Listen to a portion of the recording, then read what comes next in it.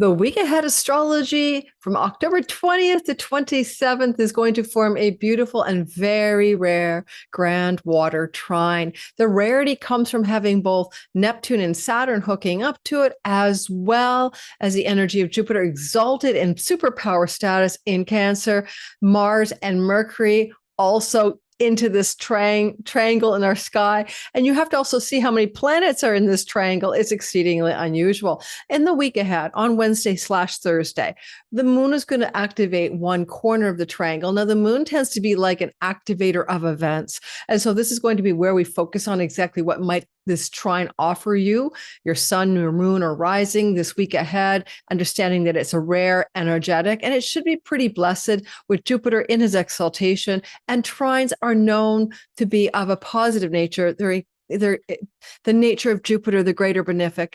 That said, we may have some storms ahead, whether they are political storms, storms of secrets being revealed, or literal water storms to do with floods, tidal waves, hurricanes. Those things are also in our sky. I'll briefly touch on that in the intro with a very light touch on the world astrology. If you subscribe to me at Substack, I do monthly and weekly deeper dives into world events, and I also do the All Signs write-up. It's free for the world events. Check out my Substack. It's called The Pluto Chronicles. It comes right to your inbox, and I love writing over there.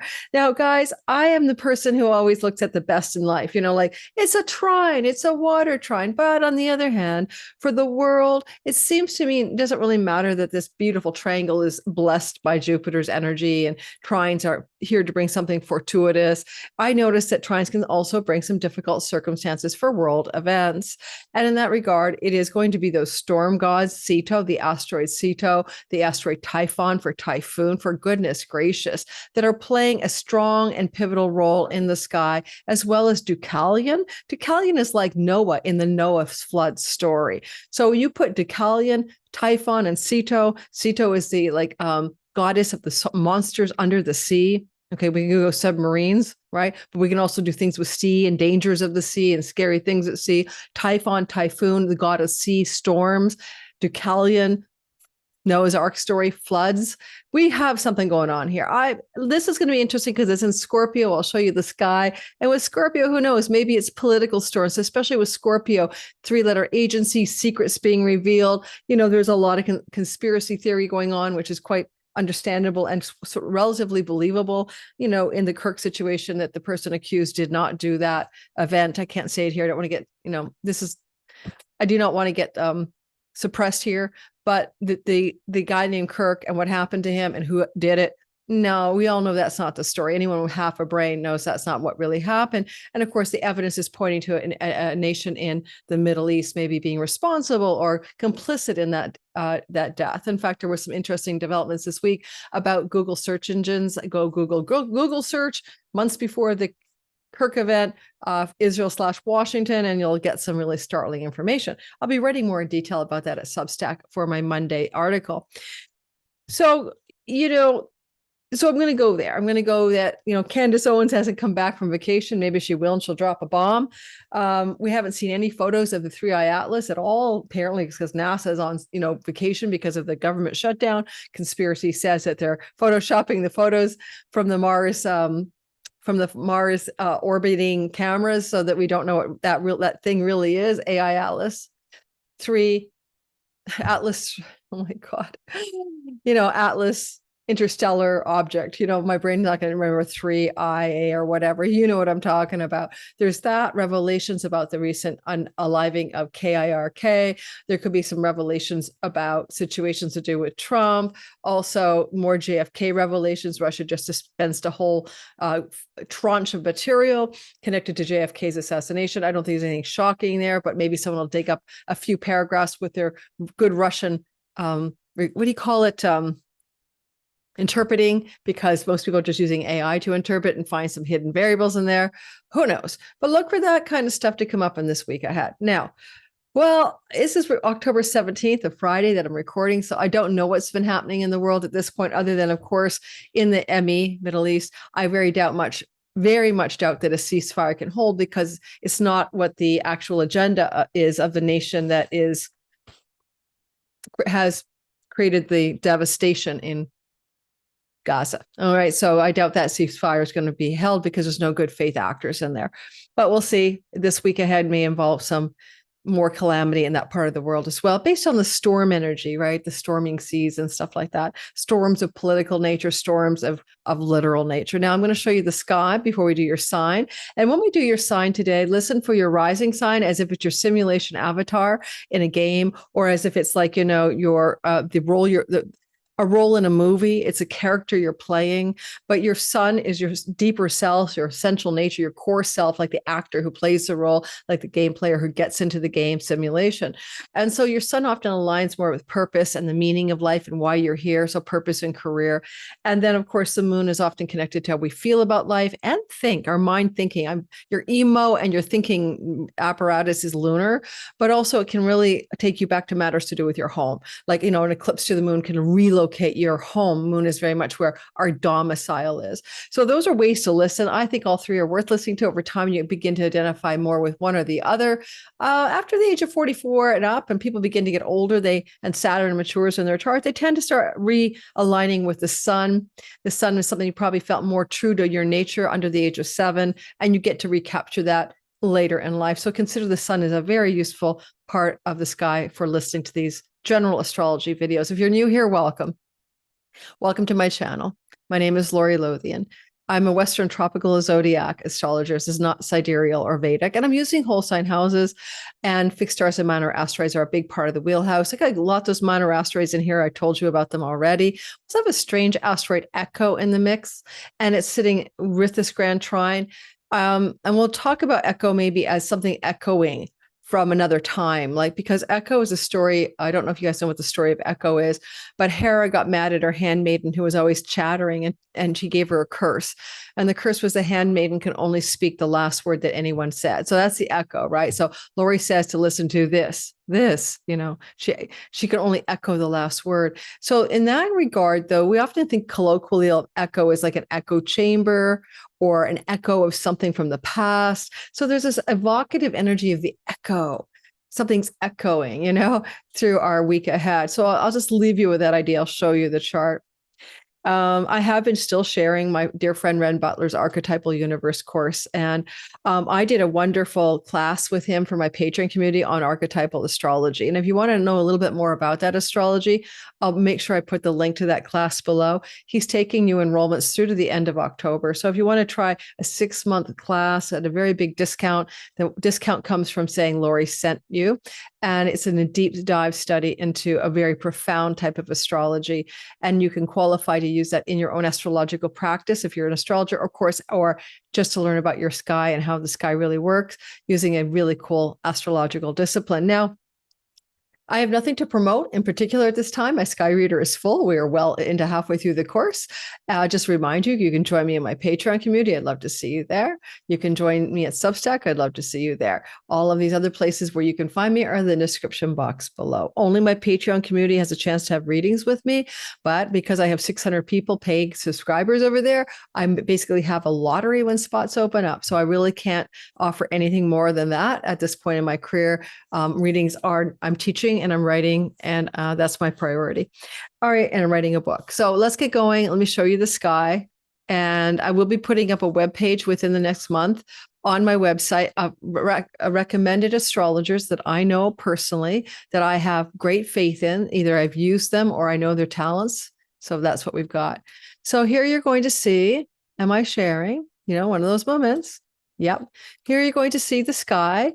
And what you're seeing is this energetic of a big cluster of Scorpio energy this week ahead.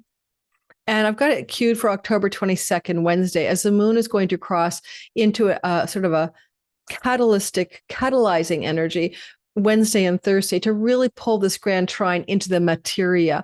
I want you to think of the moon sometimes as mother, like mater, mother, materia, material realm. The moon is reflecting the light of the sun. The sun is the eternal part of our story. Then maybe you could think of the sun as the divine mind, and the moon reflects it into material realm reality. And so in some ways, the moon is literally about our life and its fated circumstances. But the point being, as the moon activates this part of the triangle here, This is a blue triangle. Ignore the other ones. Blessings to, blessings to the universe. I got my annotate back after a week with Zoom. If you have a MacBook Pro with the Apple sort of M chip thingy, you're going to have a problem. There is a long fix for it. It's ridiculous. All right. So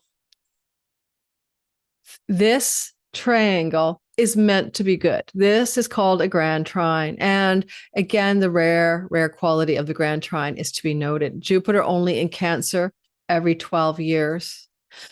Saturn only in Cancer every 30. Neptune every 164 years or so.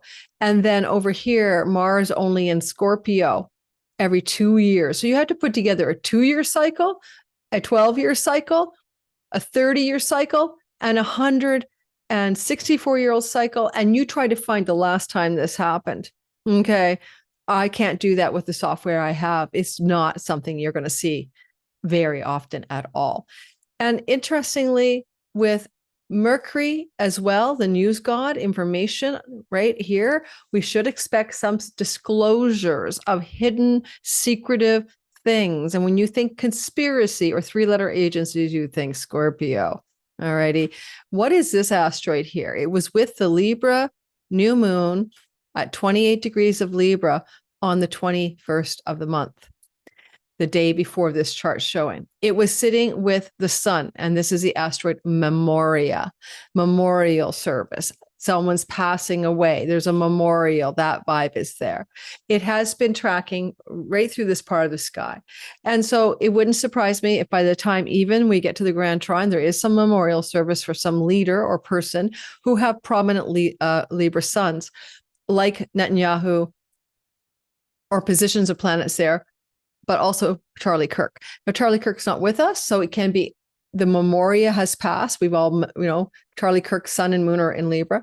The memorial has happened. He's already gone. And now the memorial energetic is going into disclosure territory.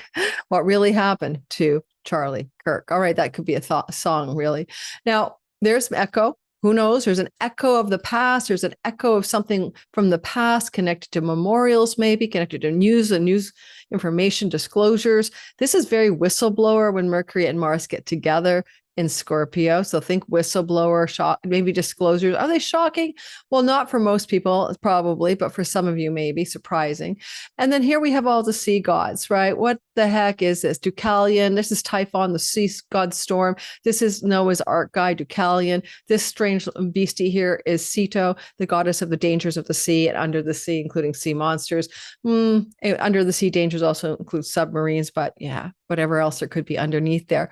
So all of that is to say, keep it simple, Lori. Let's move on to your sign. Maybe with Neptune, also a sea god, hardship Saturn. And this is Sheat, a star of natural disasters. I didn't put it in there, sitting on the Neptune Saturn. We're going to see a water-related event that we would call a natural disaster sometime in this week ahead. All right, I could say anytime. I'm recording on October 17th. I think the moon has to be in here. So it might start as early as Monday, Tuesday. Well, the moon is here on Wednesday. So maybe Tuesday, Wednesday, Thursday, water-related disasters in the world. Where is Asteroid America tracking right now? Let me take a look. Okay, let's see if it's likely on the American shores. And that includes tidal waves, okay? Anything to do with big water events. Asteroid America, where are you? I do most of the world astrology now at Substack. People are asking me for more information here, and I'll do as much as I can without feeling like, I'm going to end up with algorithmic suppression. And it's not worth it, guys. This is my livelihood. I just got shadow banned ages ago from the pandemic at Facebook, and it's really killed any activity I can do on my Facebook at this point. So I don't want to ruin this one platform left. And there we go. I have advertising and monetization, right? So I was demonetized on a video I did for September, and I took that video down and started a whole new one. And in it, that I said there would be an event that replicated the event of September 11th back in the day. And it would happen around the same time, and it would be I said words that they didn't like. Well, of course, the Charlie Kirk thing is very much our version of, September 11th. It's the same thing. In fact, it is the same thing. I can't tell you why. You want to find out? I'm unplugged on Substack. I'll explain it to you. All right. So basically, what I want you to see here is America is at 21 degrees of Leo, and America is squaring Mars. Asteroid America, real America is a Sag rising. We're talking about the asteroid. Asteroid America is North America. USA America is squaring the storms, squaring Mars, squaring Echo, squaring Mercury, squaring Typhon and Ceto and Deucalion, Noah's Ark flood. So yes, I'm going to say very possibly truly a North American flood. And Donald Trump has his ascendant at 29 degrees, and his Mars is pretty close to this as well. There may be some huge political storms for Donald Trump. We got unveiling Epstein files, disclosures, secrets revealed, whistleblowers. I mean, I could go with all of that if you like. Okay, let's stop the share for a sec and remind you that as we do your sign, you're going to be getting advice and guidance. It's a general bell curve astrology reading. It's not connected to your natal chart directly. It can be useful. So always remember that. Take what resonates and leave the rest. When I lived in Washington, D.C., I'm a Canadian, in 1991 or something to 95. No, 91 to 95, I think. I bought this book, The Odin's Journey Oracle Deck. That wasn't when I bought this one. I bought this one. Sorry, wrong deck. I bought this one when my son was like 10. Where was I living then? Well, I was living in Annapolis, Maryland, but I've had this deck for a dog's age, and the cards are here. And I love it because Odin's deck sometimes brings you into touch with themes of enlightenment. Why would we want enlightenment or spiritual awareness in this reading today? But it has other themes, Norse gods, Norse meanings. And I'm going to read the inside, but it's going to be very quick because I don't want to read the whole story of the Norse god. I'm going to read you the advice with the astrology. But the reason I like this is moksha, liberation, is water. In Indian astrology, Vedic astrology, Jyotish, houses 12, 4, and 8 are capable of delivering spiritual enlightenment. And they're the natural water houses of the zodiac, okay? So Pisces, Cancer, and Scorpio. So what I want to do is bring in that for some of you who are looking for something higher in life, moving into a higher level in life. I'm recording on October 17th. I have no idea what the world events will be, as I said. So we'll see. Time will tell if the storm happens. I've gotten the Pope's death. I got the attempt on Trump's life in, last summer. So I do get some of this right. And so hopefully I'm barking up the right tree for those of you who like predictive astrology. We're not going to start with Capricorn. I'm going to cue it back to Aries today. Sometimes I've been changing it up. Or forward to Aries. It's just as simple. And we're starting here. Aries, sun, moon, and rising sign. So let's call this truly what it is. A first in a lifetime water trine that is extremely beautifully rare, activating your moksha, our spiritual liberation houses of 12 and 4 and 8. And note that on Wednesday, Thursday, the moon will be a big stimulus.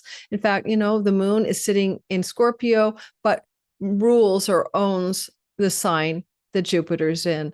A lot of you know the moon is in her detriment here. It's called a sign of fall, but she is also giving some dispensation to Jupiter to do well by her, right? Because he's in her house. So there's a vibe here, this mixed bag energy. I will give you that.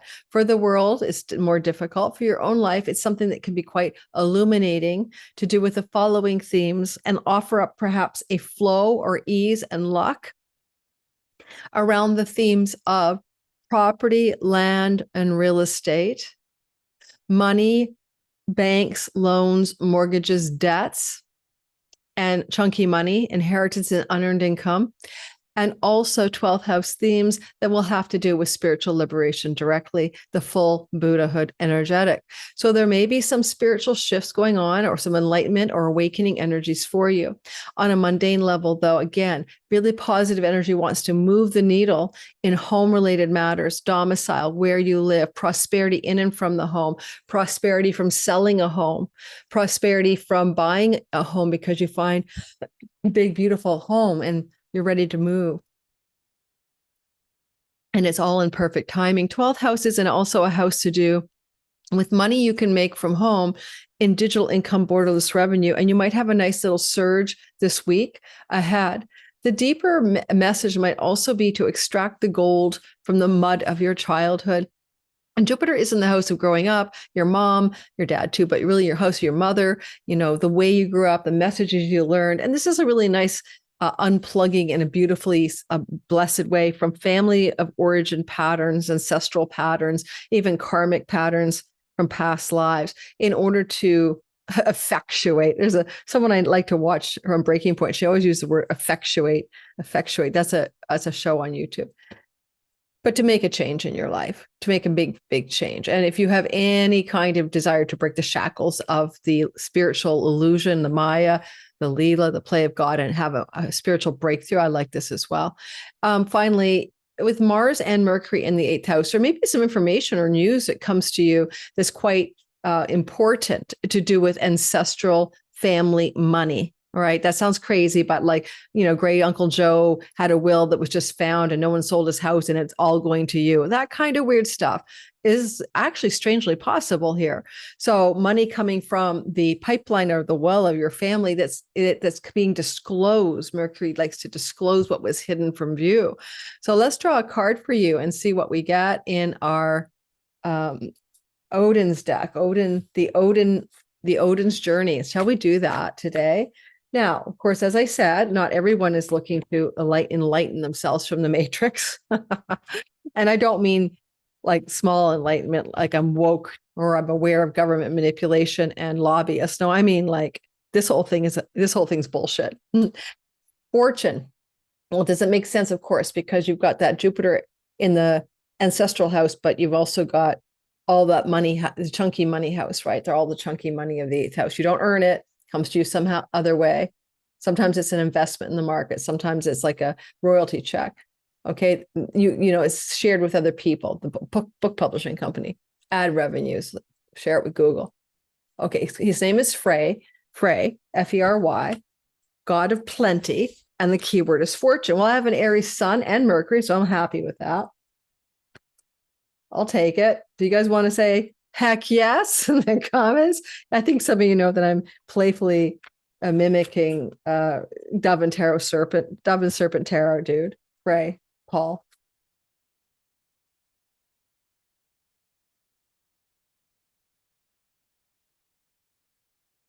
Okay, sorry.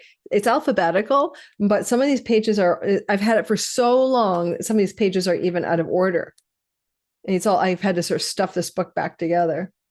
Coming up, Frey, the god of plenty and fortune. Okay, I'm not going to read the meaning of I'm not going to read the mythological story. I'm going to get to the cut to the chase. If you're in this premiere and you haven't hit my like button and subscribe, would you do so? It's like a tip jar for me, especially just hitting the like button as a tip. That's a 25-cent tip. And then if you want to full on subscribe, that's like give me $10 for your time and energy. Thank you. So Frey is the grantor of everything good to human beings. He creates the produce of the earth. He ensures the procreation of mankind and brings your health, happiness, and well-being and wealth. He symbolizes the vital force in man that always strives to create, manifest, succeed, and expand. This is a very positive card to get in a reading. It indicates Aries, that there are no hindrances for manifestation or for growth. Keywords are good fortune, prosperity, success, sustenance, potency, and recognition. Well, who's going to complain? Oh, let me just check my microphone volume. Shoot, I had unplugged my mic for a class last night. Oh, thank goodness. Sometimes when I turn off the audio, screen share, I am sharing. Sometimes when I turn it off, cause I was teaching a class and I was carrying my laptop around. When I plug it back in, it doesn't set back to where it was. Now we're going to go to good old and blessed Taurus. So you bulls, you beautiful, energetically fixed, stubborn, and reliable folk, you're having an experience here where first in a lifetime, beautiful grand water trine lights the sky up. Look at that beautiful thing. And one thing about it is it's opening up a channel to your marriage house. Now, here you see all these seasons. I don't care if you're married, then it's your significant others in business, then it's your clients, audience, and marketplace, but it's some others. Now, the storms over here may not be your storms. It could be that some important person to you, like a marriage partner or business partner, is going through a turbulent sea, a difficult time. The storms are there. And that may be their story, and you're witnessing it and you're watching it from over here. And that's fine. So there's storms in the life of someone important to you, but it can also bring storms to the actual relationship. And so now we want to say, is that good or bad? Well, those storms have been here for like 3 or 4 weeks. So these asteroids have been traveling through this part of the sky. So it's been stormy no matter what. Now Jupiter's trying to ease the storms and bless the energetic here. So this could bring an ease in your business partnerships, legal contractual agreements, as well as your significant relationship to a spouse-like person. Just being committed and monogamous is enough. It doesn't have to be legal.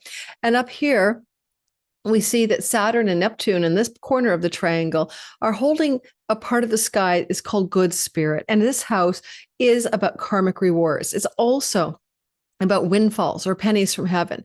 Jupiter himself can be wealth and prosperity, and it's coming from your third house. You may get into a bit of a lucky break by a business contractor deal. This is Jupiter in a house of like brick and mortar business or online businesses. And you might have some nice little windfall or sense of pennies from heaven coming through. If you work in a local company, you're going to get a raise, maybe a promotion. It's going to be really stabilizing to your finances. It feels good on you. You're liking the vibe. And if you're getting ready to make a break away from a particular job, then that's good too, because Mars is squaring your 10th house, because you might find that making that break is going to lead to something auspicious. It comes right on the heels of leaving one situation and going into the next.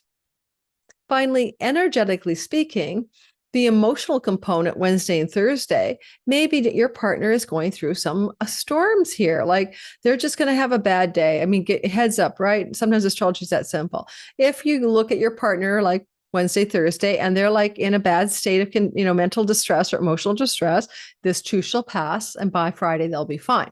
So there just could be a bit of turbulence in their life, and they may be dealing with some big choices they have to make regarding their work, their career. And that's all that you're seeing as well. But all said and done, it's very positive. Finally, a sibling could bring you prosperity. This is Jupiter in the house of siblings. This is specifically a sibling one younger than you. And you might also find there's prosperity or abundance coming to you in things that are connected to your daily life, So if you wanted to play a lottery ticket, Mercury rules your house of wins and Jupiter's in the house of like the local 7-Eleven or store where you buy a ticket. Wouldn't be terrible to buy a ticket. It could have some nice little payoff. I wouldn't say this is like looking like the jackpot, but who's to say?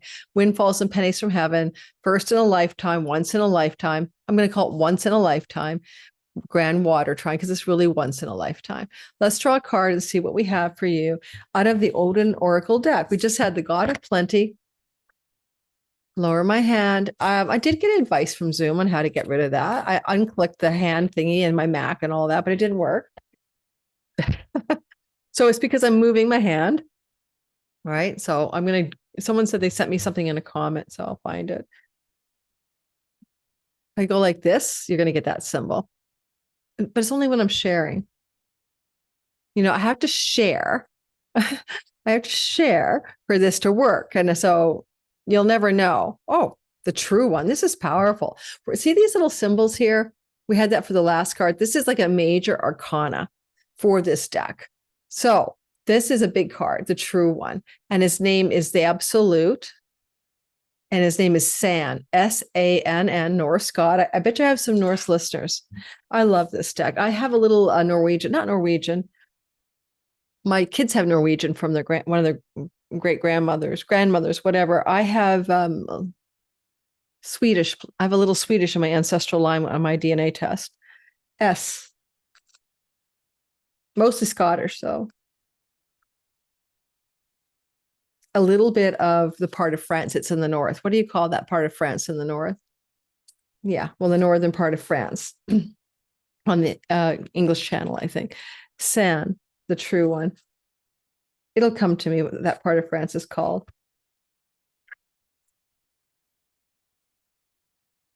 Okay, here we go. The true one. And here's your meaning for you. Ready, Taurus? I hope this is enjoyable. Since Odin, the all permeating consciousness, since Odin is the all permeating consciousness,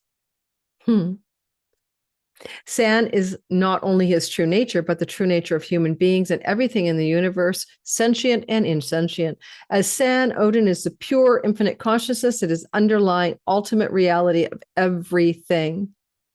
As Zivpal, the changing one, he is the world of forms, which has manifested due to his power, and in which he has manifested himself as form. Enlightenment, self-realization, or God consciousness, the goal of the seeker of knowledge will come when one has unfolded the awareness of how Sun and Sivpal are in fact one reality, form and formless, how form and formlessness are one reality.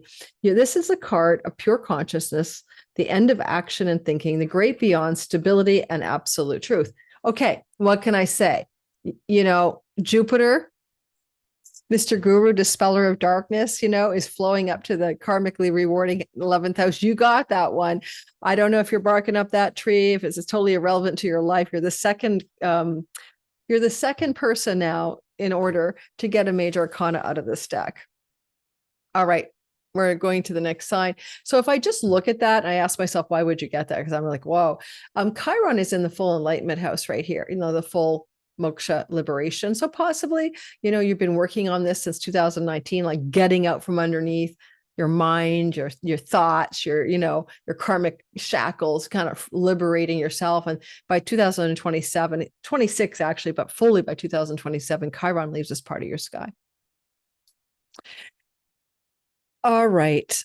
Gemini, sun, moon, and rising. I have a progressed Gemini sun. I somewhat relate. Don't forget, progressions are not the same weight as your natal chart, but they do add a layer of true meaning. And if I look at the sky for that energy, we have a lot of abundance in our second house. Jupiter is expanding our prosperity, expanding our appetite for everything. We might eat more foods or change our food styles to be more good and wholesome, particularly more digestively appropriate, because Cancer rules digestion. And energetically, so there's that going on till next July. And then Jupiter is flowing in this once in a lifetime grand water trine, and look at him beautifully flow to that sixth house. And that sixth house is a part of the chart that we associate with our work, our daily routines, our health. This is good for your health. And this is also flowing to the 10th house of work, reputation, and career. And we call these houses Artha houses in Indian astrology. It's true in our astrology too. This is work, material, prosperity as well.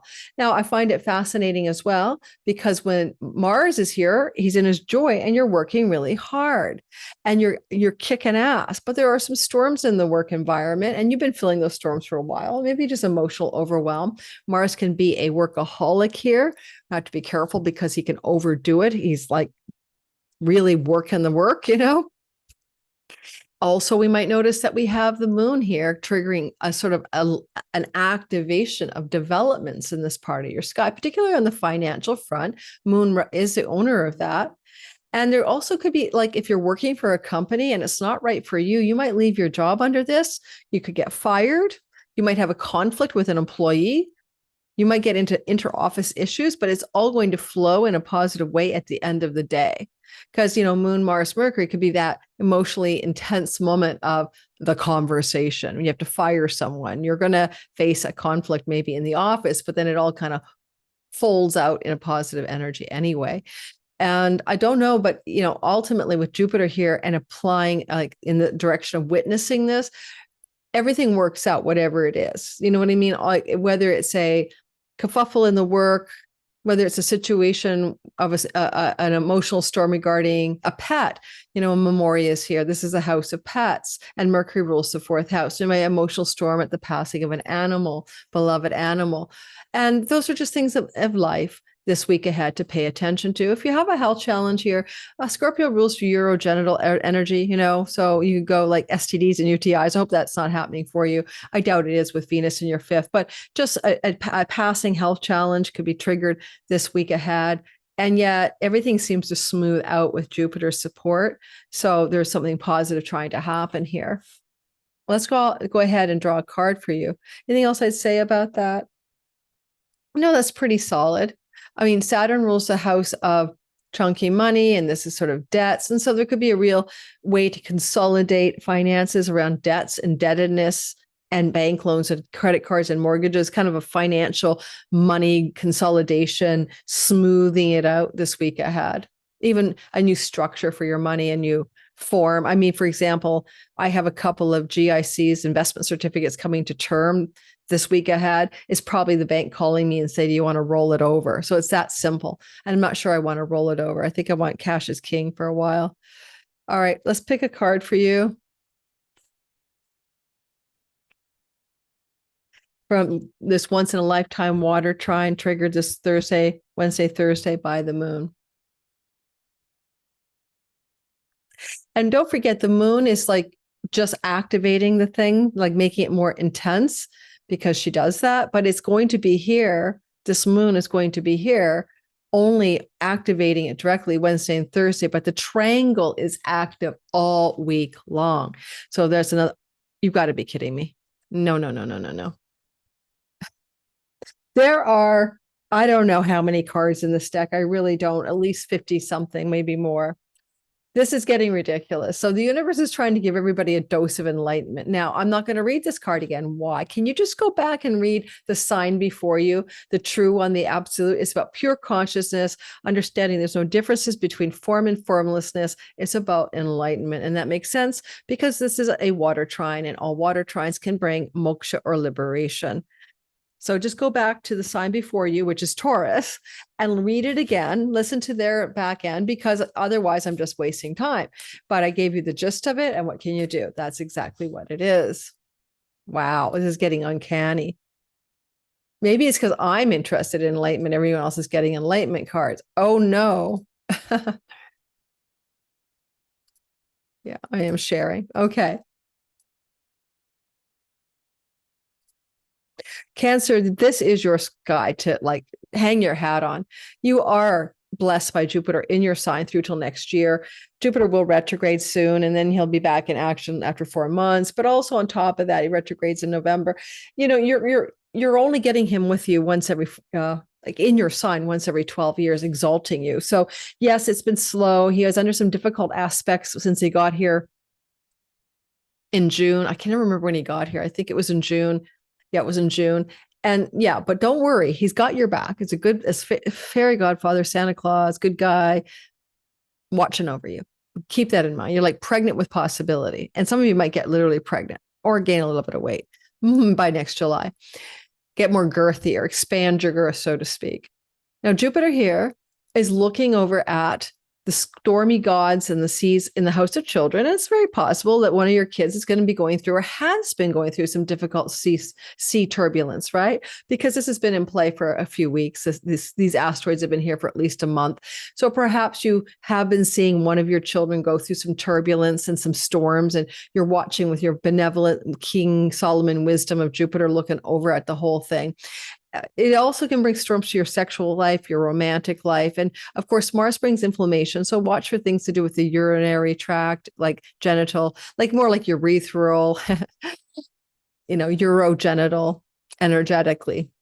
And this could definitely look like inflammation, so be cautious, but yet Jupiter tries to heal it and smooth it out.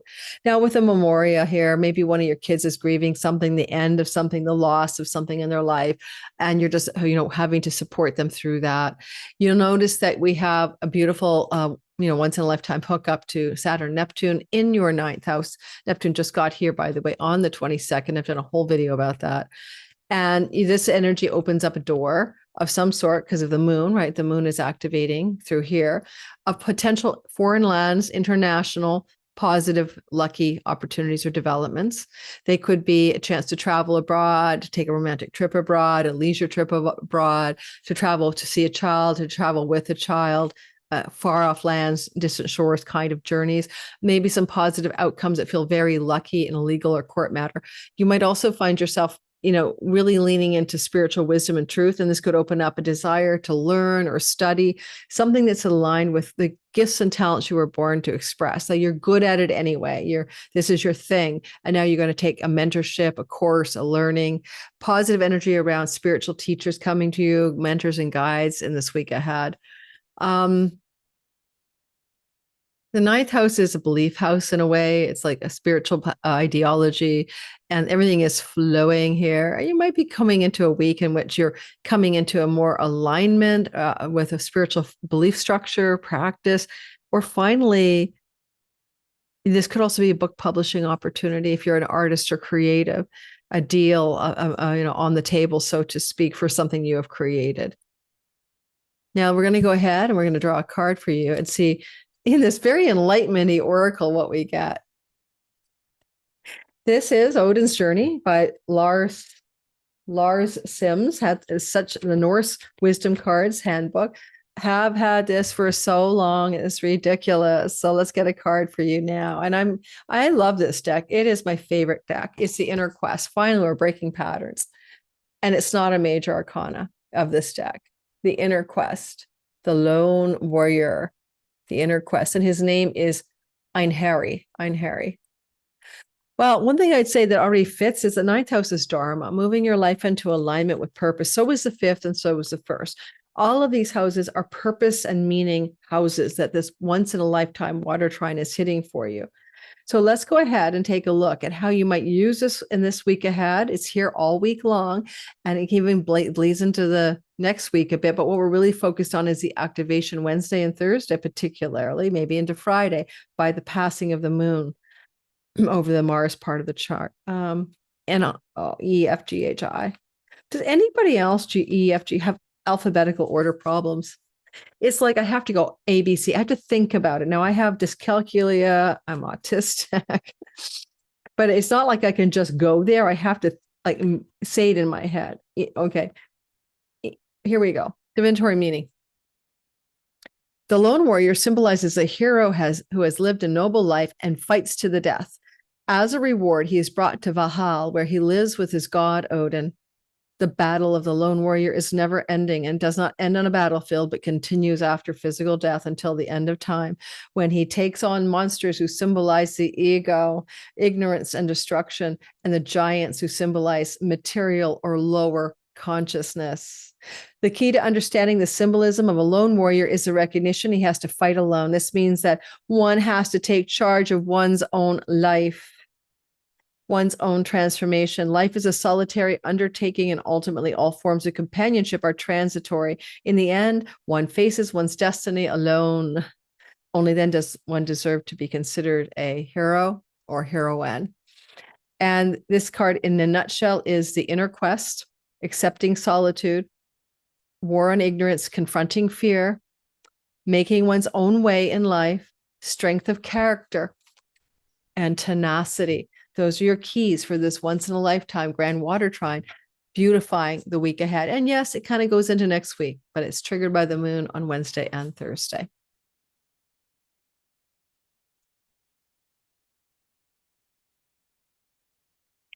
Leo, sun, moon, and rising sign.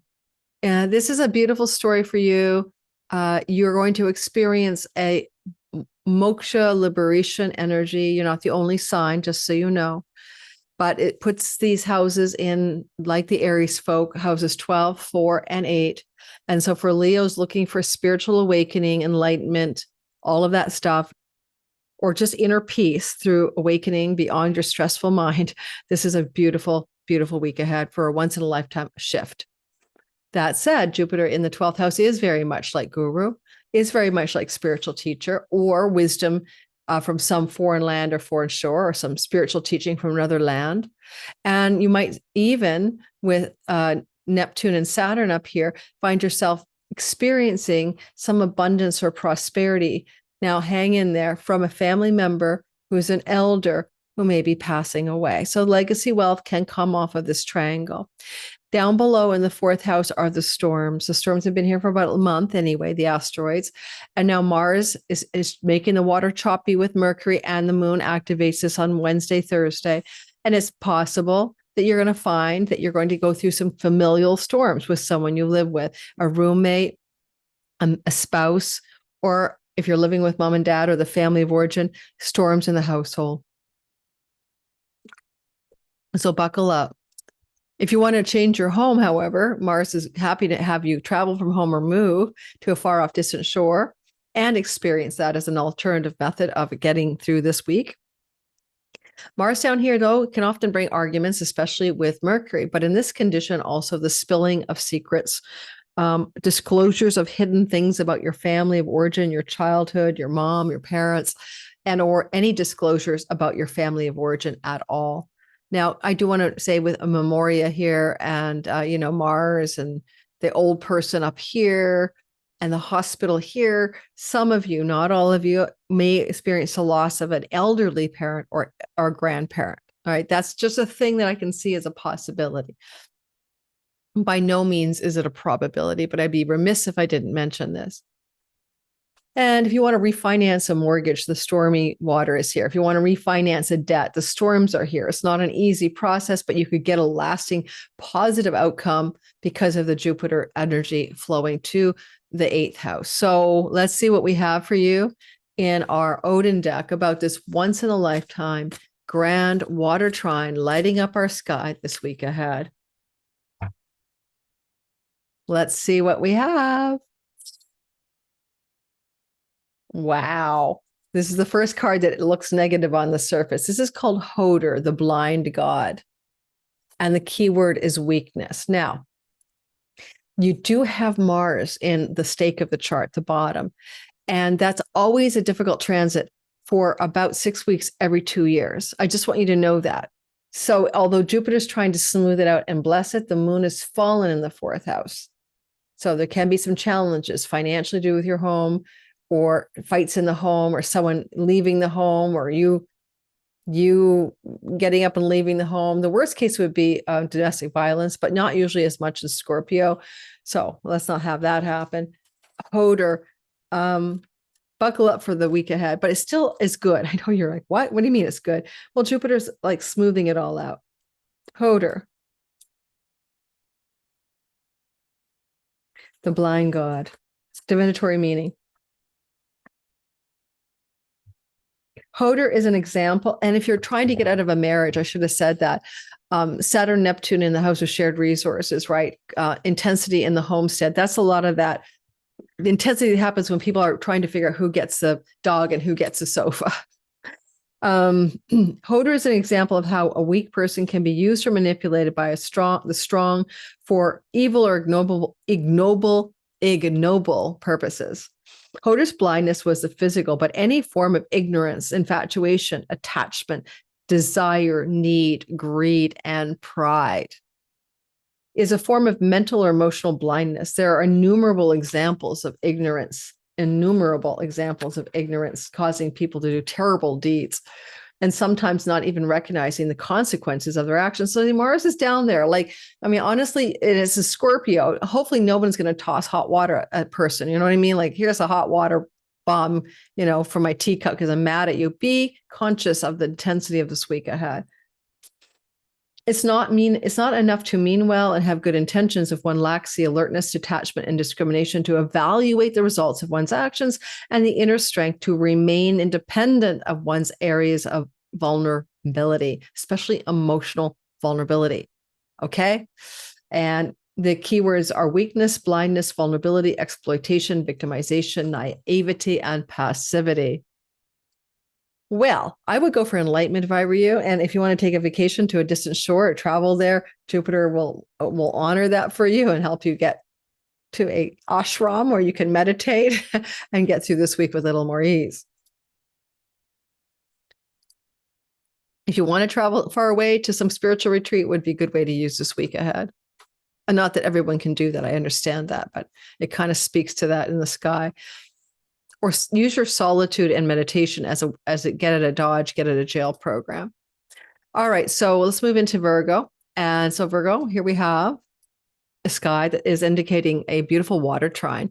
And, once in a lifetime. And you got Jupiter blessing your house of good spirit in the house of his joy up here. So all said and done, there's nothing about that you don't want to have happen. He's going to bring you prosperity, pay raises, increases, more salary. If you want to be more influential, recognized, if you want to expand your influence in social circles, if you want to be a movement maker. I mean, these are very Jupiter up here. This is wonderful, but it's just also windfalls, pennies from heaven, and blessings financially as well. That's the backdrop good news, right? And over here, Saturn, Neptune in the marriage house, Jupiter is stabilizing your long-term love. If you haven't broken up yet with Saturn traveling through here since 2023, March, then you're probably going to survive, right? Saturn tests the marriage like a home inspector checking the foundation for cracks. And if it's solid, you'll continue on, you'll get married, you'll move in, you'll get engaged, you'll make more commitments, you'll like commit to deeper connection, a longer, sturdier connection. So there's the backdrop of that for those of you in relationships. If you're not, then Saturn can still bring you a new relationship. This week ahead, one could come through travel or friendship introductions with someone that's going to be like a soulmate dream partner, but also somebody likely with an age difference, a minimum of 7 years older or younger. That's Saturn in the 7th. So if that's for you singletons, this week could bring a new person your way as you're traveling because you have a friend introduce you. But more importantly, this once in a lifetime triangle has got a stormy vibe, right? There's a bunch of storms going on in your third house with, Ceto and Deucalion. Go listen to the intro with the storm asteroids. These emotional storms could be happening in many different ways with a sibling, with an extended family member, aunt, uncle, niece, cousin, the whole crew. Or maybe with your neighbors and local environment. Maybe your whole local environment just has been stormy. I mean, literally lots of rain. Or, sometimes we have to commute. This is a commuting house, driving short distances, and there's been storms in your commute. Maybe there's construction, traffic. It's so minute, right? Who cares? It's like no big deal, but it's just not the happy place. If you're writing in your social media land, it feels choppy. The waters are intense. You're overwhelmed with emotional floods over what you have to do. Even your daily tasks can feel overwhelming in this placement. Mars often can bring inflammation, heat, fever, and rashes, not normally, to your personhood because of the third house, but Mercury, the Lord of your sign, is here. So this is a week in which you could come down with a cold, a flu, a fever, a rash, etc. And Mars has actually been here with Mercury even last week. And funny, my Virgo rising daughter came down with a hellacious cold this last week, the week I'm recording in. So that's under the storyline and has been going on. Mars is also injuries through accidents. Be careful regarding transportation accidents this week ahead. Now, interestingly enough, you're going to see that this once in a lifetime water trine, on the most positive note, can bring you increased financial prosperity in your work. It may be a raise, it may be a promotion, it may be a new desk in a corner office, a higher level of authority in the work. Something wants to increase for you in a very exciting, maybe even surprising way with Uranus in your 10th house. Your relationship with a significant other that hasn't broken down yet, then is going to stabilize this week ahead and come into new positive territory. And you too might make decisions and take actions to travel. This would look like getting away from it all, taking a trip. Doesn't mean you have to journey this week ahead, but you may actually take the trip, especially Wednesday and Thursday. There may be an energy around that. Do watch for the moon, though, Wednesday and Thursday, because she is in a condition of her detriment. And it could end up looking a little bit like you have to deal with an unwelcome circumstance to do with your local daily environment and your daily life. I just want to mention for any one of you who are thinking of relocating your home, there is a lot to say about that for you here. And the reason is that where Mars and Mercury are sitting, they could open up a new rental property opportunity if you're thinking of moving. So keep your eye on that potential in this week ahead as well, because the moon represents domicile and Pluto is in the house of rentals. The card I got, I think, speaks so much. I just drew it to Jupiter in your 11th house, a good spirit in his joy, and it's called pure potentiality. Can you see pure potentiality? Yeah. And it also calls itself the void of magic. And the Norse god is, sorry for the Norse people out there, Ginun Gagap. Ginun Gagap. Ginun Gagap. And I'm not going to even try to pronounce that, right? That's like saying, can you speak Greek? So no, but you get the idea. So from this deck, we're going to read the pure potentiality. And I said, Jupiter in your 11th house of good spirit in his joy, to me, is pure potentiality. That's a joy house for him. G, G, G, F, G. Coming. It's almost there. Oh my God. I hope I'm not missing a page. Yes, I got it. This is how this I've had this for so many years. The void of magic, pure potentiality. I'm not going to read the mythological background. All right, we're going to read the meaning. This card, Gap or whatever, is the absolute space that underlies all forms, indeterminate and formless, pure being, through the magic of creation. That's Jupiter, fairy godfather in the house of wishes and dreams. What do you want? What do you need? What do you dream into being? Through the magic of creation, it can assume any form. While all forms of the universe change, Gap remains the same, infinite, immutable. Applied to an individual, which is you, this card is a state of potential in which anything can manifest. Anything can manifest. Okay, I'm not going to say it one more time, but anything can manifest. The state of purity before any thought or action is initiated. It lies in the key to freedom, the choice of manifesting or not manifesting, and the freedom to get involved in creation or to remain uncreated. Keywords are pure potentiality, creative power, possibility, the space before manifestation, the freedom to be and to become, or to become. Not too bad, guys. All right. Not all these cards are that positive. You get like the card of misery and constraint. I always draw from this deck and I'm always biting my nails because some of the cards are gnarly.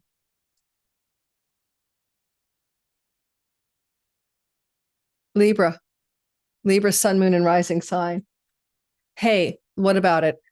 Once in a lifetime, beautiful water trine, opening up doors of material success, prosperity, work, and career. Also, perhaps improving dietary habits and health. All said and done, once in a lifetime, Jupiter anchors this in the 10th house, exalted through to next July. By the way, career is good for you, and the year after even. And you've got a vibe going here, like you're hitting a peak of success. Although he's exalted, he can be over the top. You might overdo it, but it is quite beautiful. And Saturn wants to stabilize a dream career, dream work, dream job. And over here, money wants to pour in. Now, Mars is a self-starter in the money house, anchoring the trine.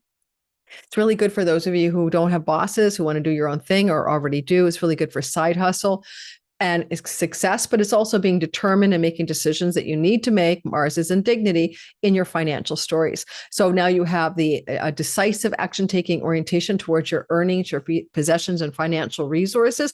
Mercury can be very much a disclosure energy, but also a commercial deal with the Jupiter lineup. Sort of, I'm signing on some dotted lines, some new prospect to do with work, some new career opportunity. And the moon is going to trigger what is a stormy area of the sky. Some of you might have been feeling whether your finances were stormy or not. I'm going to give you that. Okay. And unless you're having dental work or storms with your face or your mouth, right? This is the second house. This has been like, maybe there's some emotional storms about your finances, your possessions and resources. Sometimes we have emotional reactions to money, whether the money's fine or not. And whether you've been, storming through emotional upset about your money last week into this week, there's a turning point energy as the moon docks here Wednesday, Thursday. Because you're looking at the 6th house and 2nd house axis, it definitely can be some changes in your health connected to dietary habits and information that you need to make the changes in your diet. That could definitely look like that as well. Possibly with Saturn ruling your 4th house and in the rental properties, you're going to be able to make decisions to relocate your home based on a rental opportunity. It doesn't mean you move this week ahead, but you may discover a location that is perfect. You might be looking at a lucky break. Jupiter will make it a lucky break. Might be a better location for you, connected to closer to home, work closer to work, or it could even look like a work opportunity gives you a move opportunity. So it's not necessarily happening this week. I doubt it is actually based on this guy, but the energy of putting it into motion or making the plans and decisions regarding that could be ongoing here. And that's what I've got for you. I just say, watch out for inflammation, heat regarding things to do with your gums, your teeth. A toothache needs to be looked at this week. It's definitely going to be fine, but anything with mouth, teeth, gums, inflammation, rashes, strange things on your face that don't look normal, like they're, need to be attended to medically. Otherwise, it will all work out. Could even just be, well, I don't even know. It could be many things. Don't cut yourself shaving, don't bite your tongue and end up in the hospital with stitches. It's sort of like that.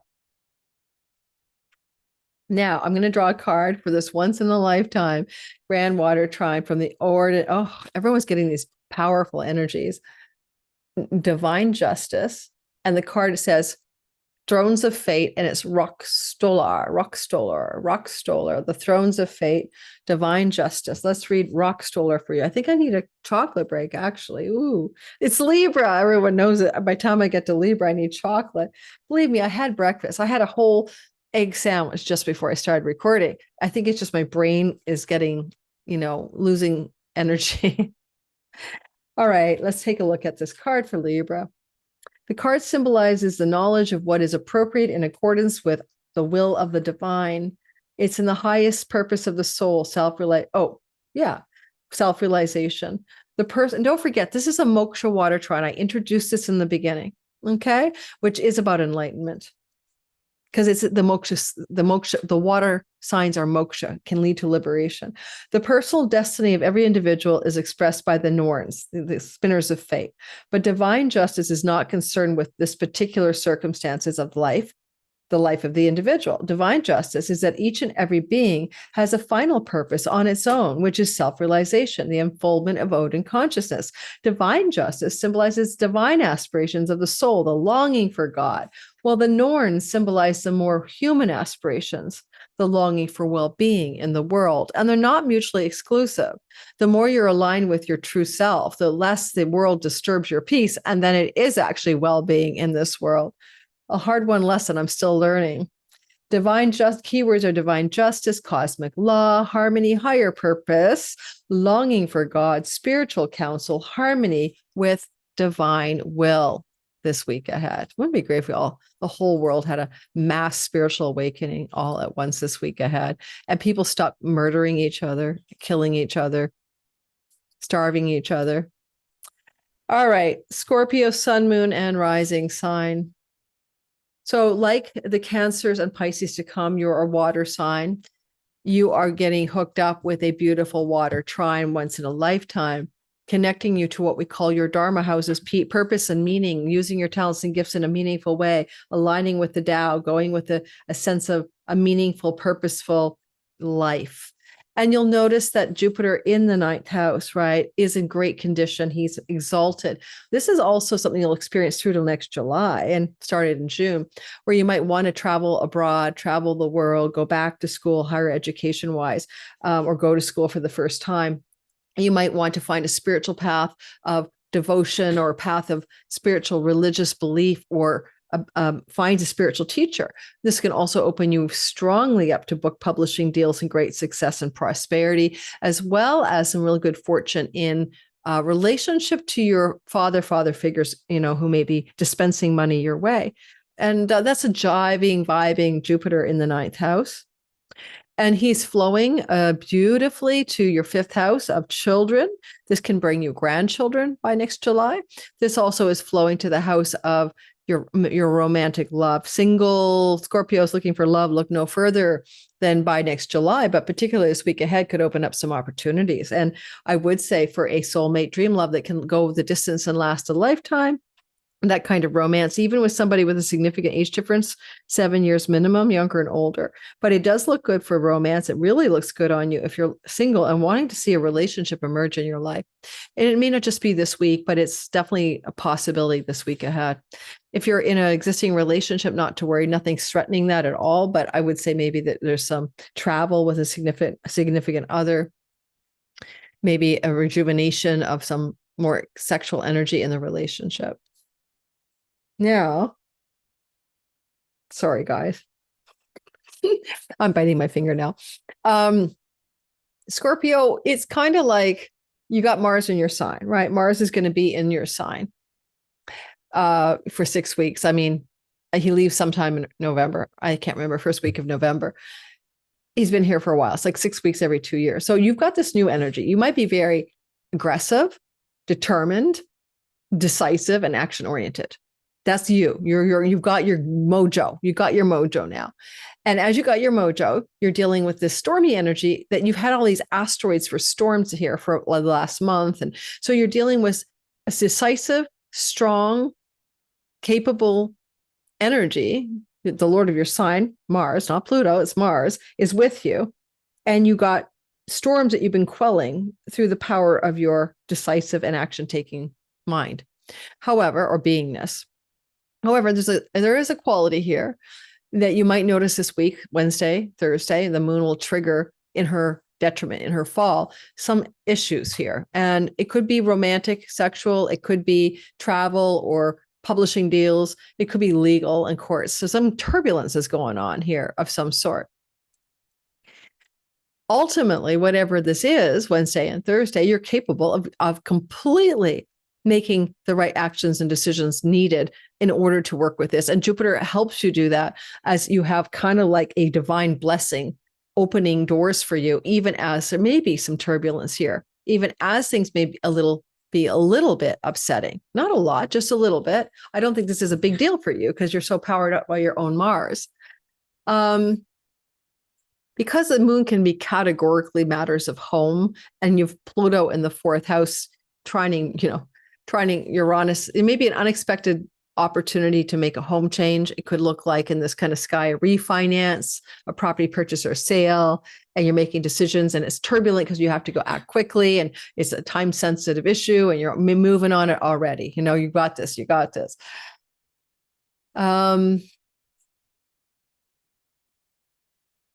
Anything else I want to tell you about? No matter how much you like Mars and he likes you, be careful for injuries. It's water injuries probably, but this could also be, watch out for STDs or something. Watch out for that kind of problem, with the fifth house and the Mars and your urogenital stuff. So watch out for that. You could injure yourself in any possible way when Mars is there. You could, cut yourself shaving to break a bone in your leg or something. Just be careful, or, be careful. Be careful this week, especially, with the moon here, just on Wednesday and Thursday. Be extra cautious on doing anything that you think is dicey, that you could, I'm just going to climb to the top of this bookshelf with this frail ladder. Don't do it. Just don't do it. It's not the time to do it. This is where the moon in her fall could impact your physical wellness, although it works out in the end. Who needs that, right? Just saying. I'm going to draw a card from the Odin Oracle deck. You have the inner guidance card, the guardian spirit, and her name is Hamingaja or something. Inner guidance. Now, why would I like this card based on the astrology? Because Jupiter is guru, guide, dispeller of darkness. He can also be like the coach or the mentor or the therapist in the ninth house, but inner guidance as well, right? Going inward to hear your inner teacher, your inner guide is very much what Jupiter can give you as he travels through your ninth house. And you hit some emotional storms, maybe Wednesday and Thursday, or some turbulence. It all works out. It could be with one of your children. I should have said that if you're old enough to have kids, but it works out for your kid as well. Haminga. Are you ready? All right. The belief in guardian angels or protective spirits is found everywhere. Okay, I said be careful not to injure yourself. Call in your protective guardian angel. Okay, guardian spirit. Please do that. It's found everywhere and may be considered a universal phenomenon. You have to ask for help. You have to ask the dead for help. You have to ask guardian angels and spirit guides for help. They're not going to interfere. You have to ask for help, or in this case, protection. The important thing to be aware of in regard to guardian spirits, they are actually a personification of one's own good luck or karma, and each person has the power to influence his or her destiny or karma. Primarily, the guardian spirit is one's inner being, providing protection and guidance through the medium of intuition, and secondarily, trust your intuition this week, a sense of luck or unexpected help. Yay, luck is Jupiter in the ninth house. Through your own actions, you have created a Hamingja who might help you. Inner guidance, guardian spirit, intuition as a guide, help, direction, revelation, and voice of conscience.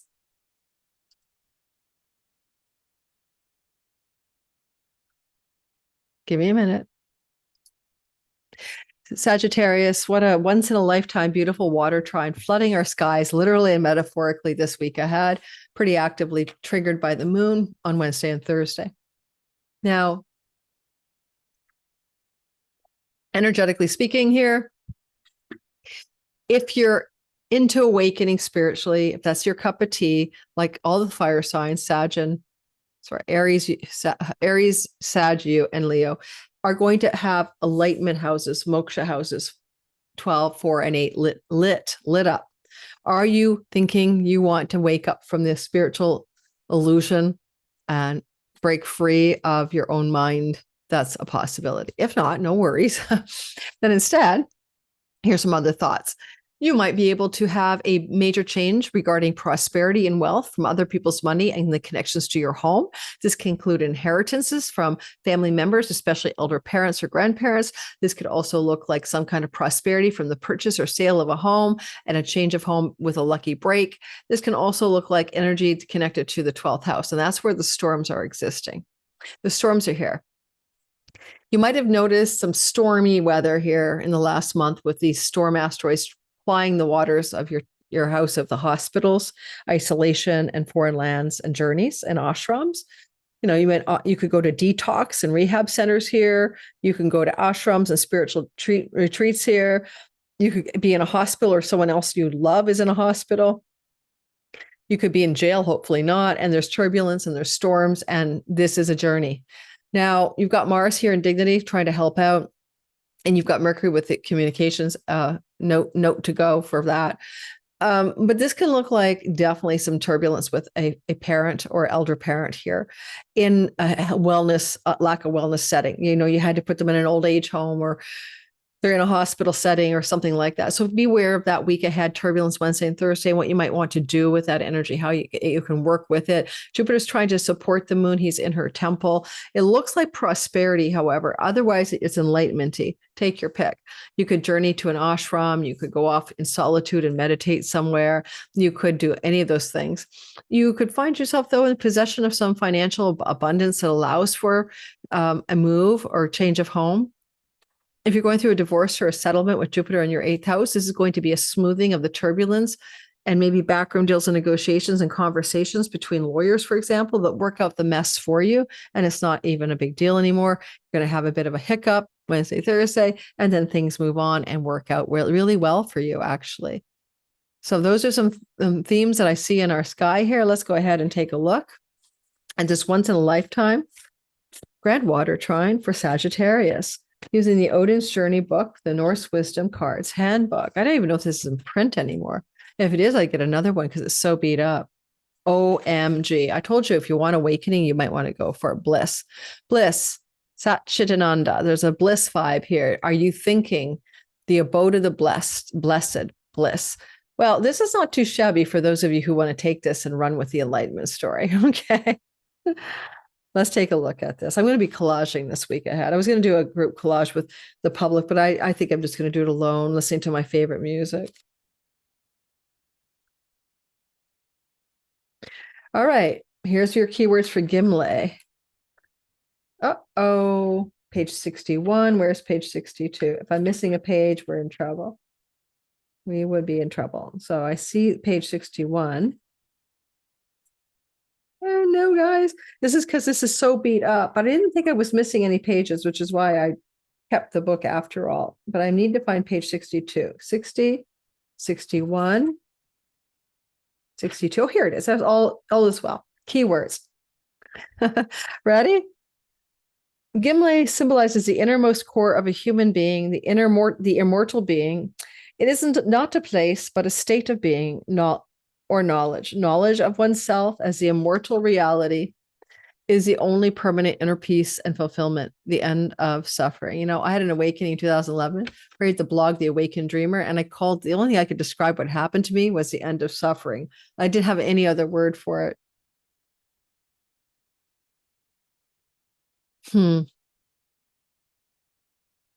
Thus, Gimli is the goal of the soul's journey, its true home, which is reached by becoming one with Odin, the ecstatic or undivided state of consciousness. It's enlightenment. So if you're a Sag, barking up the tree of enlightenment, I'm going to recommend you go get on Audible or buy The Power of Now by Eckhart Tolle. I think it's a great book. All righty. After Sag comes Capricorn. All right, Cappies. You're going to go into a beautiful, gorgeous, once in a lifetime water triangle in your sky in the houses that we call Kama. These are relational houses, 11, 7, and 3. It's all about connecting to other people, but also to your own desires. You can always think of it that way. You know, one is one within yourself, connecting to yourself, connecting to a significant other, connecting to groups of people. Those are the ways Kama can line up. It's more of a ideation house, but what are your thinking desires? What do you want? What do you plan to have in this life? Because sometimes it's as simple as knowing what we want and then letting the universe fill in the blanks. And so your desires are amplified at this time. I don't know why somebody would actually be in my reading room at this time on this day. So I'm just going to cut them out of the waiting room. Remove. First, I'll send them a note. I'll message them so they don't feel butted out.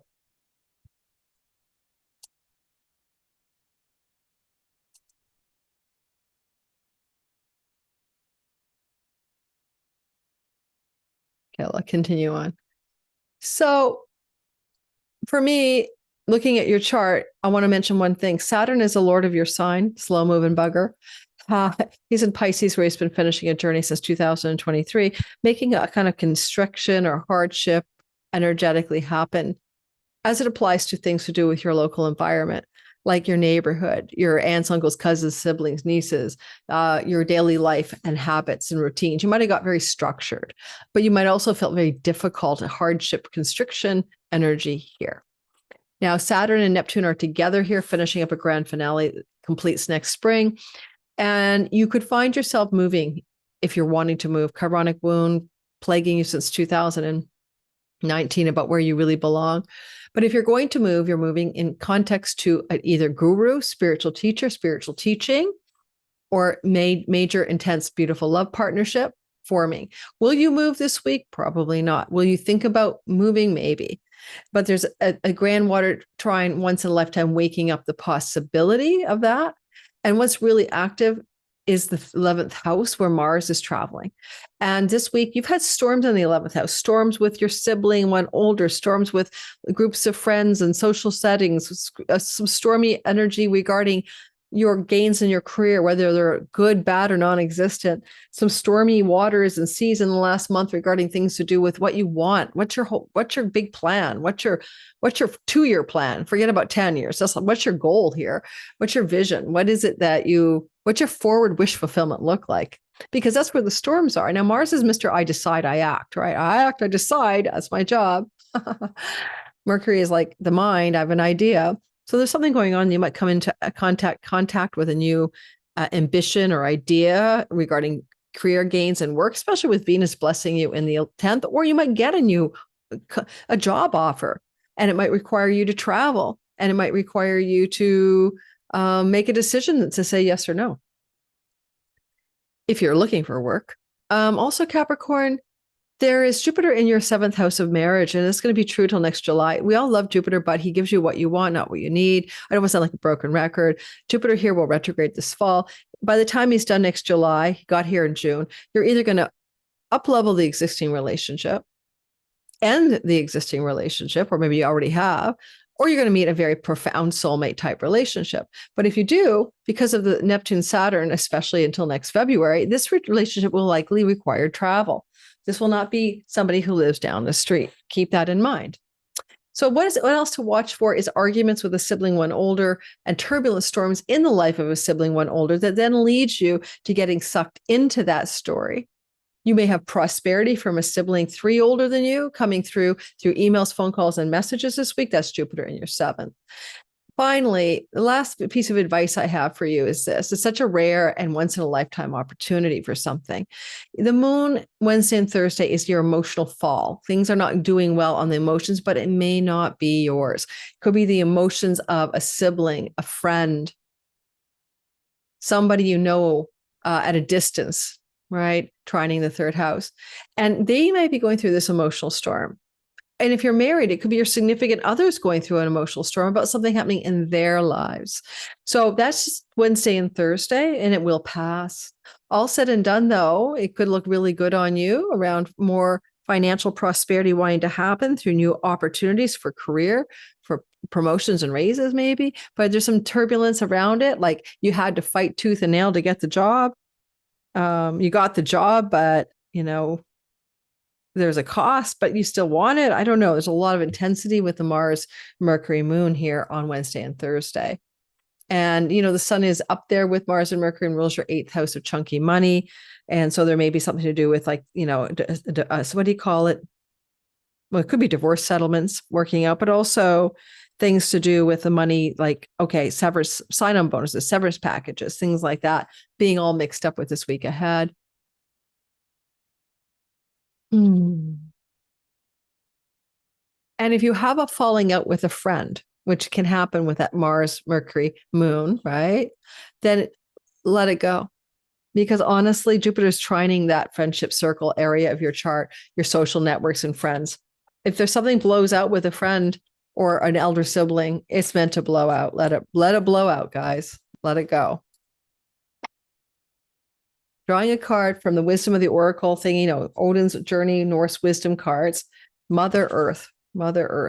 Her name is Jord, goddess of the earth. It's just going to sound to me like you should get yourself grounded, but you're a Capricorn. Half the time you are grounded. But you've got your Lord in the watery Pisces zone, which is very, with Neptune, which is very dissolving. I should add that to, your list. You might have a dissolving quality to your being right now with the Lord of Capricorn enmeshed with Neptune, the god of enlightenment and mist and fog. So if you feel like your identity is dissolving, there's nothing wrong with that. That's enlightenment-y. But you might want to look at Jord, the goddess of the earth, Mother Earth, and see what she says, because maybe you need to ground it. Otherwise, you'll float off into outer space, right? Jord, J.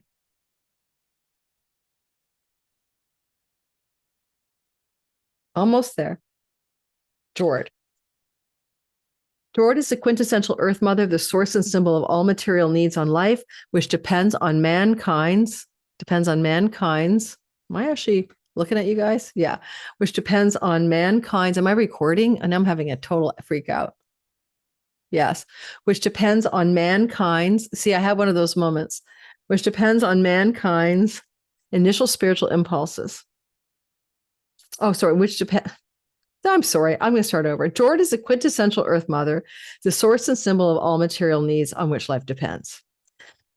Mankind's initial spiritual impulses were almost invariably expressed in worship of the earth, and people called her by different names that invoke various gifts. Well, Ymir, the primordial giant, represents matter as the material of which the universe is fashioned. Jord is J-O-R-D. Jord is matter as the mother of all living beings. I told you guys that before, materia, mother, mater. If you have money problems really bad in life, you got mother problems really bad in life. I got this guy who was put up for adoption and finally met his birth mother, but oh my God, his whole life was money problems. Jord is the provider of home and nourishment, the giver of all requirements for a good life. Odin, who represents consciousness, is married to Jord, the earth mother. That's like Uranus and his wife. Spirit wedded to matter, Gaia. Spirit wedded to matter in perfect union. Spirit and matter. Now that's very enlightened me. When you marry heaven and earth, right? Masculine and feminine, mundane and sacred, you get enlightenment.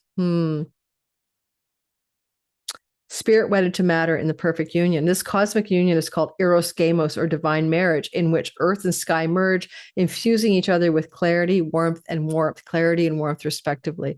Mother goddess, home, family, nourishment, love, care, support, generosity, worrylessness, and relaxation. And I'm going to add grounding. And I'm going to add grounding for you guys. Yeah. So now I moved see, you got my messy desktop. Yes, I know. I love that Zoom fixed the annotation, but the thing that they had me turn off led to the new way my screen shares. Get another problem. It's a first world problem. I'm okay with it. I don't know if you guys see what I'm sharing.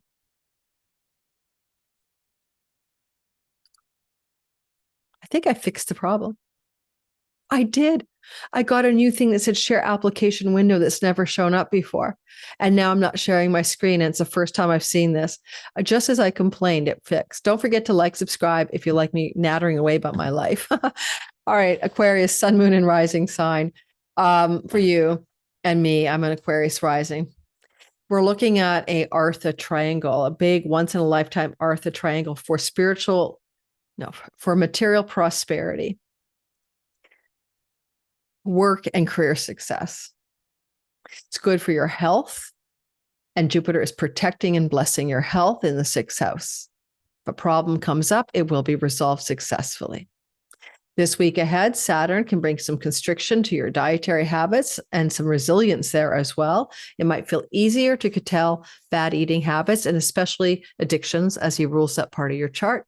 Well, Neptune is saying you're dissolving, just like Capricorns, but you're dissolving in a different area of the sky. It is your 2nd house. You might be dissolving around voice, vocation, and calling. You know, one part of your life is coming to a close, and you're easily able to dissolve addictions and release them and bad dietary habits. Now, Jupiter in your 6th house of work can bring golden work opportunities this week ahead, connected to career ambition and success and reputation, and sturdy, steadfast, and more powerful structures to retain, save and grow the money you do have. Now, Mercury in the top of the sky with Mars and the moon on Thursday, Friday are coming into that sort of stormy area. You might have noticed a lot of stormy feelings about your career ever since about a month ago when these stormy asteroids entered Scorpio. And perhaps you have been like, holy my God, what a storm up here. It could just be how you feel, because Mars is in Scorpio through to early November. And he's been here for like at least 3 weeks. And it tends to lend itself to working hard, like a workaholic, right? And it like lots of gusto. And the storms might just be a depletion, exhaustion, or emotional depletion from the work.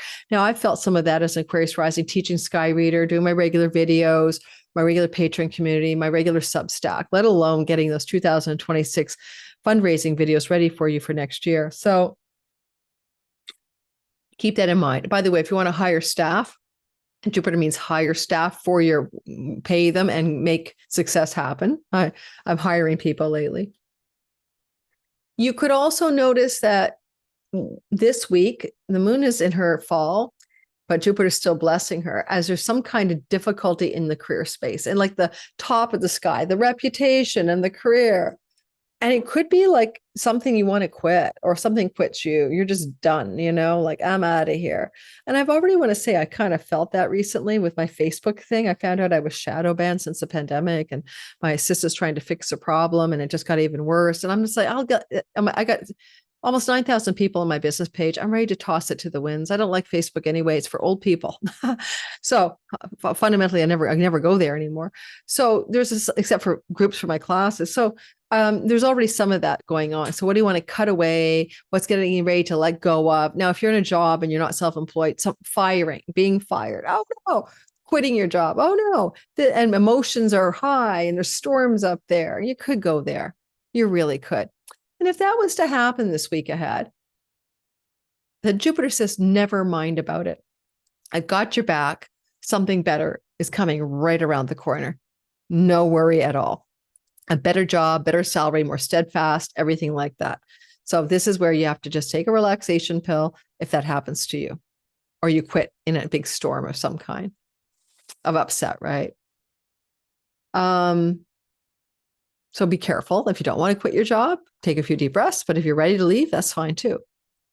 Right. And lastly, the sun does enter up here on Wednesday, and here we are on Thursday. So the sun kind of chimes in as the week progresses, and the sun is a ruler of your 7th house of contractual vows and agreements. So again, quitting agreements, quitting a job, ending something, that kind of thing, professionally. Okay, so let's go ahead and let's take a look at what the Odin deck says. Odin's Journey, the Norse Wisdom cards by some guy named Lars Sims. And let's see what we get. I do have some Swedish DNA. Hit the like button and subscribe if this kind of content is enjoyable for you and gives value to your life. This is the magician, Runetir, the god of runes. I used to have a bag of rune stones and I loved them. And then I gave them away in one of my moves. But I'm telling you, I'm going to go and buy myself another bag of rune stones. No wonder I love the runes in this deck, because I have that little bit of Swedish ancestry. Sorry, guys. Runetir. I just want you to see him. Now you see those little marks there that look like diamonds? He's a major arcana, and he's like the equivalent of the magician in the tarot. Well, like, do we want the magician? Absolutely. So we're in the Artha houses, the material realm where we have success, where we make things happen. So that makes sense. The magician is picked today. All right, Runetir. Yeah. The highest form of magic is self-realization. Well, don't forget, the reason I chose this deck, because it does focus on enlightenment as well as misery, is because these are water houses. They're traditional enlightenment houses. And we have Neptune and Saturn, which is the dissolving that you can bring enlightenment to. Especially for Caps and Aquarius, is because our ruler is being dissolved by Neptune right now in Pisces. So if anybody's going to get some enlightenment, it's Caps and Aquarius. All right. Sorry, I can't get comfortable here today. All right, here we go. The highest form of magic is self-realization. Odin symbolizes the being that is able to inspire his individual consciousness to reach a state of self-realization, the actualization of one's full potential, which is the knowledge of how all life is one. All life is one. The very name Odin is derived from the Old Norse Odir, which means frenzy, ecstasy, or inspired consciousness through knowledge and magic. Odin has not only set his own mind in motion and transformed it into divine consciousness, he has acquired the greatest magic of all, the power to inspire and bring about in others the same transformation into the whole. Keywords for you this week during this once-in-a-lifetime water trine: magic, power of transformation, secret knowledge, wisdom, self-realization, that's awakening, and the all-encompassing intellect and prophetic vision. Yeah, very third eye. Okay. Roll with that one. And finally, I think I'm sharing the right way this time. If you're a Pisces, like the Scorpios and low Cancer signs, you're water, you are lined up with this sky perfectly. You have an amazing, weirdly cool week ahead. This once in a lifetime water trine. It is this weekend into next week. But what I want you to know about it is it's going to be highly active on Wednesday, Thursday, with the moon triggering it. Now, energy-wise, you are sober-minded, realistic, sturdy, and determined, perseverant, and disciplined. You might have noticed a new kind of discipline in your life, Pisces, whatever that is, And it's also sage-like wisdom.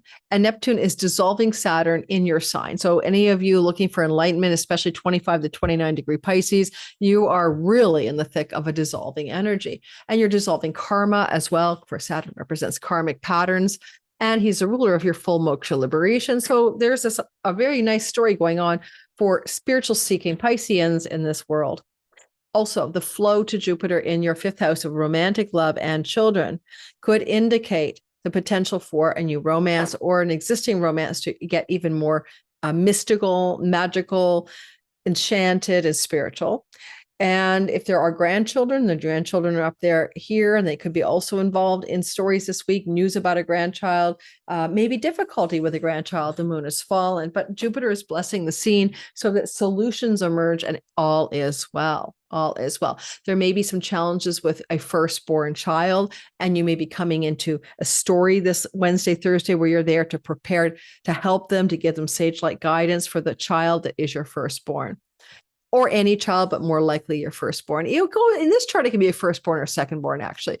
So first or secondborn children in particular, oh my God, forget it. Firstborn, secondborn, and thirdborn children. So up to the first three children, a problem with any one of those kids. Okay, you're on the job, you help mend it, you're there to help them through some difficult emotions. The ninth house is where the stormy gods have been, the stormy asteroids here, watch the intro, have been like sea god stormy, flooding, have been really churning the waters of your ninth house of God. Now, that's a spiritual house. We are there to discover deep truth, knowledge, and wisdom, sometimes through a teacher, like a guru, a pastor, a rabbi, imam, and all those types of people, and or a guide, a mentor, a counselor, a therapist. And yet there's a lot of intensity there. I mean, these sea gods, the flood, Noah's Ark, Typhon, and the monsters of the sea and the dangers of the sea have been there consciously or unconsciously churning that part of your story. It could be churn to do with your spiritual faith. It could be churn to do with one of your grandchildren, or in this case, children or grandchildren this week ahead. Ultimately, the ninth house is very dharmic. All of these houses are 1, 5, and 9. It's literally like the universe is trying to get you on board with purpose. Like that's like, you got to go there, right? This is it. Get on purpose. End of story. Align now or else. And if you are in any kind of international setting, or you want to travel internationally, and you just could be a hiccup Wednesday and Thursday, international travel bobbles, or there's a kerplunk moment where you want to get that international travel going, but it doesn't happen, it'll pass. But it's also possible that international travel is called for. You need to get out there and you need to travel. And Mars is pushing for it. Mercury gives you the information, the ticket, the news, and he protects you when you travel. The fallen moon just Wednesday and Thursday is that pivot point. It activates a golden opportunity to book that ticket, to take that trip. And it's possible you might do it for a child, for a romantic love story. Ultimately, Jupiter in your romance house through till next year, in July, got here in June, will open doors for new love and romance. That's what he does. He'll also kick out old love stories or existing ones if they're no good for you, right? So he's in a romance and sex energy house, right? And he's trying to get something going there. If you're an artist, a creative, an entrepreneur, if you're muse inspired, Jupiter's activating your muse on steroids. It's great for book publishing deals, writing. Those are things that really love you up at this time. And yet there's a pivot point and an activation around some once in a lifetime water trine coming up for you on Wednesday, Thursday, that will prompt you into action. You could get an agent calling you back about your book. You could get someone, some opportunity for international travel. And all said and done, like, because this triangle keeps bleeding through to next week, right? Through to early November, even, that you're going to find that this is like what do you call it? Like a catalytic prompt, like an elbow in the ribs by the universe, because you got to get the moon, so you got to get this thing moving. And she's not in good condition. She's kind of grumpy. She's in Scorpio, the sign of her detriment or fall.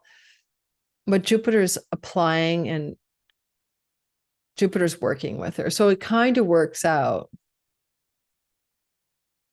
Finally, use your Saturn. He's easy when he's retrograde, and he is that like sage-like quality of the inner wise man and wise woman. Age is irrelevant to your age, and make sure that you choose from that place of inner, deep, profound wisdom and mastery and authority, that Saturn's offering you this gift in this beautiful once-in-a-lifetime water trine. You're holding the energy of Saturn right now, and Neptune, the form and the formless, the boundaries and the boundarylessness, the limits and the limitlessness. You're carrying both of those energies, and you're going to be doing that through until next spring as these two are with you in your sign. So certainly for Pisces, barking up spiritual awakening trees, this is so good for you. Well, I am on my A game. This is love. This is the Trysting Gate. The Trysting Glade is Barri, Barri, and the word is love. Why was that on my A game? Because Jupiter is in the house of romantic and true love. Now, you can love art, creativity, you can love your muse, but you can also love, right? So let's take a look at romantic love, Barri, the Trysting Glade, the Trysting Glade. Now, if you're married, I don't mean you're going to have an affair, right? I should have mentioned this as well. Mercury is also with this turbulent time this Wednesday, Thursday, and Mercury rules your marriage house, and the South Node is traveling there. So also, if you're married, then there's some turbulence midweek with your partner as well. Now, the Trysting Glade can be good for Trysting Glade could be good for renewing the romance and the affection in the marriage. But if you're not with somebody, it could be really good for bringing something into form, Barry. Or you're not with anyone if you're single. I'm not going to read the whole thing. Frey's love for Gerd. So the couple is Frey and Gerd. Frey and Gerd. This reminds me of Hansel and Gretel. Oh gosh. Anyway, you get the gist. It's because the sun now is coming in and my camera doesn't like to focus. All right. Frey's love for Gerd is symbolic of the love between a man and a woman. Human passion is a state of infatuation that excludes reason, but it is an experience that most people must go through. It can be a powerful force for change, leaving you disillusioned with its transitory nature, yet wiser and less egoful. The negative traits of human love are blindness and attachment, but the positive traits are giving, sharing, learning, expansion, and devotion. Berry symbolizes the love between people in the form of friendship and cooperation also, not just love. Love, friendship, partnership, togetherness, cooperation, union, fusion, exuberance, and transformation. Quite often, I have an outro. I've been sharing my insane synchronicities with you. They continue to be as insane. So I'm not going to share a ton more. I don't really have a topic for today. Usually a outro means I've been pondering something deep or profound or metaphysical, and then I have some thoughts about it. And at this time, I don't really have anything. So we're not doing an outro today. People like the outro, so know that there's usually one I should always announce in the beginning. But today there is no outro. Don't forget to check out Ren Butler's possibility of enrolling in a 6 months course. And I will make sure that I put in the description box that I'm going to remember to do that. The private class video that he did for my Patreon community a little while ago, it gives you a nice introduction to the astrology of archetypal astrology. Reach out to Ren, link in my description box, and say Lori sent you, and you get a huge discount for his course. Thanks, guys. Ciao, ciao. Have a wonderful, crazy ass rare week ahead.